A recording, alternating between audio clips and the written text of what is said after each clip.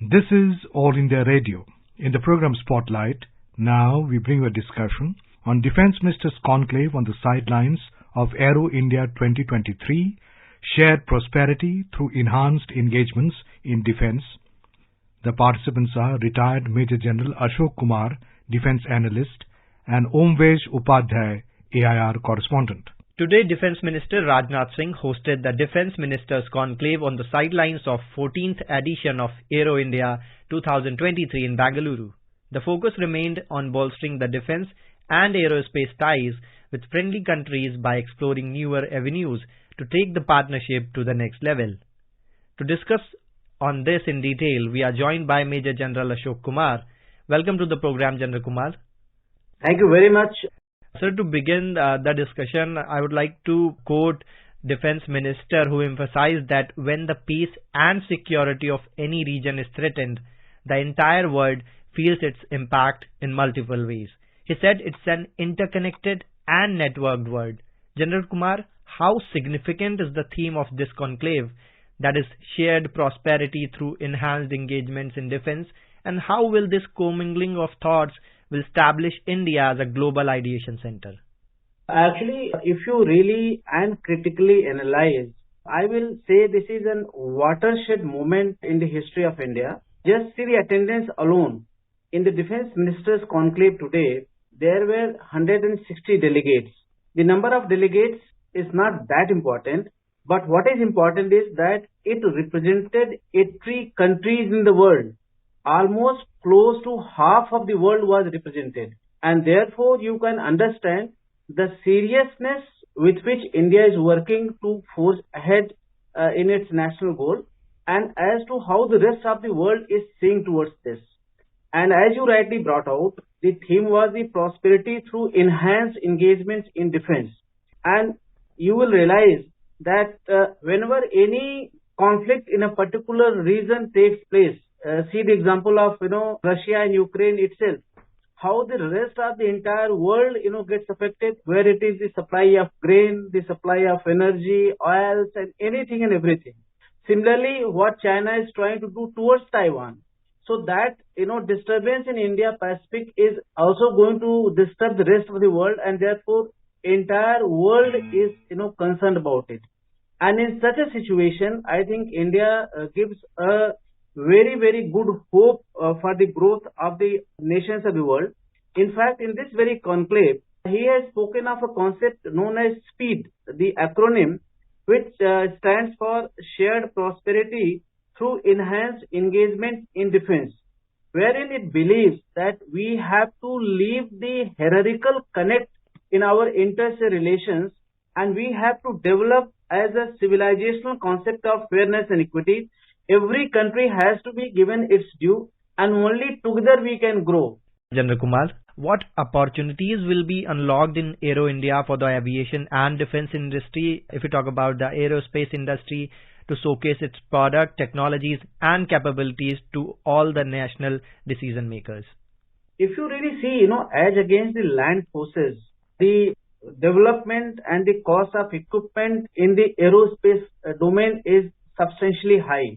It is very, very visible in the defense field as well as its offshoots in the civil aviation field as well.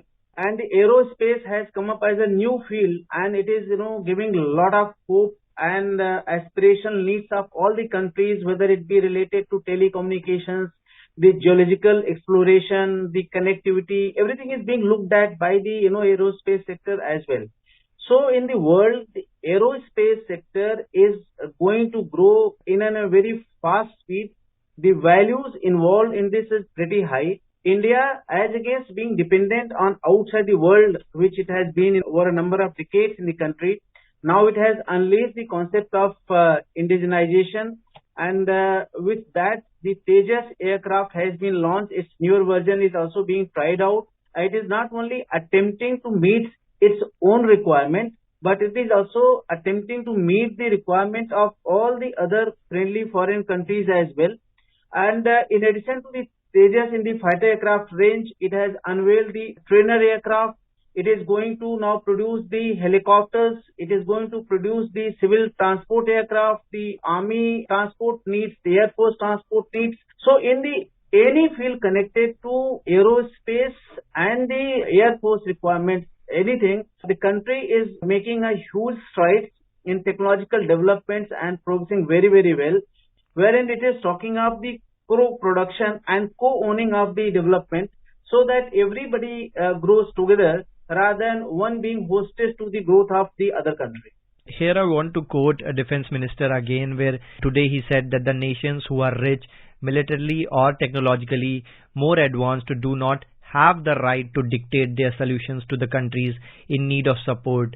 With the new ambitions of Make in India, Make Forward, General Kumar, how India is emerging as a leading voice of third world nations and how important role the defense indigenization and empowerment is playing in it? That is a very, very important question. And if you realize, India had become one of the largest importer of the defense equipment in the world. It was importing close to 11% of the defense exports, almost at par with Saudi Arabia, whereas other countries were importing much less. Now, once it has embarked on the path of the Make in India and also the indigenization of its entire defense process, it will take time, but it will happen in due course of time. And with that, there are three poles of the defense exports which have been, disturbed in a big way. One is the United States of America. It was one of the biggest exporters, but the way it has interacted with other countries of the world, there is a trust deficit towards USA in those countries. As far as Russia, other big exporter is concerned, in Russia and Ukraine war, a small country like Ukraine was able to keep the winning stride of Russia hostage almost close to an year now. It has lost substantial number of equipment. It is undergoing a lot of suffering for itself. And therefore, number of countries which had the Russian equipment, they are also suffering. Similar is the case of China, where it is exporting to the countries but trying to make them hostess to its national aim in an exploitatory nature. And therefore, the whole world today is now looking towards India, where India's capacity and capability and the attitude with which it is trying to assist others has got lot of trust which has got built up. Number of countries are now producing the equipment. They are willing to transfer the technology. And number of countries in the world, as against going to anybody else, want to import from India. And that has helped India to set even export targets of defense in a big way. It is attempting to reach 25,000 crore by year 2025. So, because of this trust enhanced in the Indian efforts, I think the whole world is gravitating towards India. You very rightly pointed out that the world is looking at India. General Kumar, I want to understand from you how significantly will the cooperation among nations will help to curb issues which pose very serious security threats to the whole world. Will it be terrorism, illegal arms trade, drug smuggling and human trafficking? How cooperation among nations can help to curb these threats? Today, every activity is linked substantially to the national security. And it is probably towards this that the defense minister made a special mention that the terrorism, illegal arms trade, drug smuggling and human trafficking, they are the major national security challenges, which admits that these are certain things which need to be taken care of, and they are the ones who are going to weaken the national security architecture. And therefore, not only India, but in the regional security domain, in the national security domain, all these things have to tackle in a very, very serious manner. Here I also want to understand that what India's stand in the maritime security, especially if you talk that in the Indo-Pacific Ocean, you earlier mentioned about the China-Taiwan conflict, and if you keep in mind China's expansion policies and growing footprints in the ocean, does the defense ministers conclave also address this concern as well, and what is India's stand on this?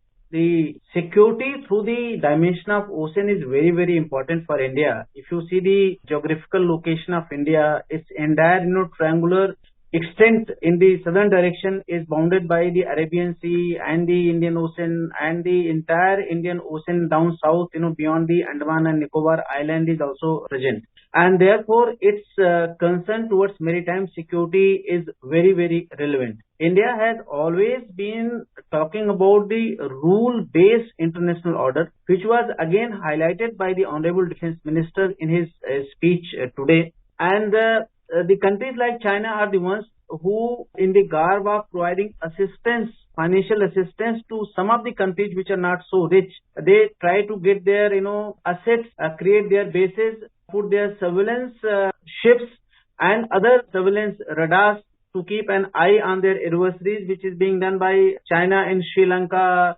near, Maldives, toward near Bangladesh, towards, say, Myanmar, and, number of all other nations which are there in the Indian Ocean. And therefore, it is a very, very serious issue. And it is towards this, I think, this India's participation in Quad has become very important, wherein it is, cooperating in USA, South Korea and Japan, so that the security of Indian Pacific Ocean can be looked after. Because as against the open and free navigation, which is the international norm, China tries to disrupt that, and which is going to be a serious challenge for the entire, countries in the region. And almost 2/3 of the world's countries are connected to the Indian Pacific Ocean in some way or the other. And therefore, maritime security and international rule-based order are critical for India. And when we talk that India is focused on indigenous production in the era of digitalization, we should also think of technological intervention. General Kumar, when artificial intelligence is about to become omnipresent, how will the defense sector be empowered with these technologies? Are there any special talks about this in Aero India 2023? The technological advancements are sweeping the world in multiple ways, and they are also affecting the battlefields in a substantial manner. If you even see the latest war, which is currently still ongoing between Russia and Ukraine, the tanks fail, the guns fail, the missiles fail, the rockets fail. But what succeeded? They succeeded as the drones, the counter drones, the communications getting jammed, and the psychological propaganda, and number of other things which came to the fore. So therefore, the war fighting has undergone a change, and artificial intelligence is one such phenomena in very many other technological advancements, which is going to have major impact in the selection of the equipment with which we are going to fight, the way we are going to fight, and it is going to make major changes. However, it will take some amount of time, because what we conceive in the boardroom discussion or in the academic discussions, before those things are translated in the battlefield domain, that time gap remains substantial. But I think we have thought of that direction reasonably early in time, and we should be able to equip our defense forces and way of war fighting using the prowess of the artificial intelligence in a big way in times to come.